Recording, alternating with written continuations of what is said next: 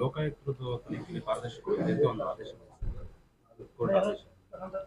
ಈಗ SIT ಇರ್ಬೋದು, ಕೆಲವೊಂದಷ್ಟು ಸಂಸ್ಥೆಗಳು ಯಾವ್ಯಾವ ರೀತಿ ನಡೀತಾ ಇದೆ ಅಂತಕ್ಕಂಥದ್ದನ್ನ ಬಹುಶಃ ಕಳೆದ 1.5-2 ವರ್ಷದಿಂದ ಈ ರಾಜ್ಯ ಸರ್ಕಾರ ಆಡಳಿತಕ್ಕೆ ಬಂದಾಗಿಂದ ನಾವು ನೋಡ್ತಾ ಇದ್ದೇವೆ. ಬಹುಶಃ ಹಿಂದೆಂದೂ ಕೂಡ ನಾವು ಈ ರೀತಿ ಕೆಲವೊಂದಷ್ಟು ಸಂಸ್ಥೆಗಳನ್ನ ಅವರ ಹತೋಟಿಗೆ ತಗೊಂಡು ಅವ್ರಿಗೆ ಬೇಕಾದಂಥ ಅವ್ರ ಮೇಲೆ ಒತ್ತಡಗಳನ್ನ ಏರಿ ಕೆಲವೊಂದಷ್ಟು ಏನು ಪಾಪ ಆ ಸಂಸ್ಥೆಯ ಮುಖ್ಯಸ್ಥರಿಗೂ ಕೂಡ ಪಾಪ ಇವತ್ತು ಮಾತನಾಡೋಕ್ಕಾಗದೇ ಇರತಕ್ಕಂಥ ಒಂದು ವಾತಾವರಣ ಇವತ್ತು ಸೃಷ್ಟಿ ಮಾಡಿದ್ದಾರೆ ರಾಜ್ಯ ಸರ್ಕಾರ.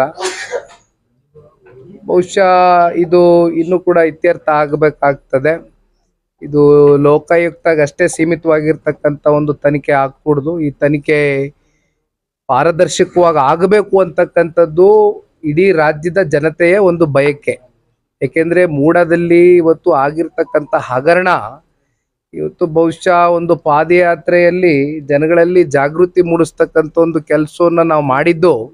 ಇದು ಯಾವುದೋ ಒಂದು ರಾಜಕೀಯದ ಒಂದು ದ್ವೇಷಕ್ಕೆ ಅಂತಕ್ಕಂಥದ್ದು ಯಾರು ಕೂಡ ಅನ್ಯತಾ ಭಾವಿಸಬಾರ್ದು.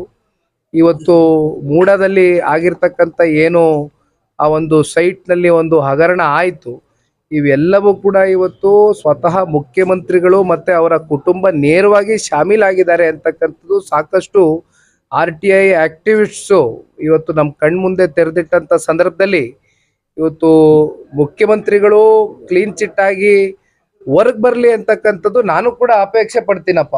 ಆದರೆ ಇದು ಪಾರದರ್ಶಕವಾಗಿ ತನಿಖೆ ಆಗ್ತಕ್ಕಂಥದ್ದು ಸೂಕ್ತ. ಒಂದ್ ಕಡೆ ನಿಮ್ಮ ಕುಟುಂಬದ ವಿರುದ್ಧ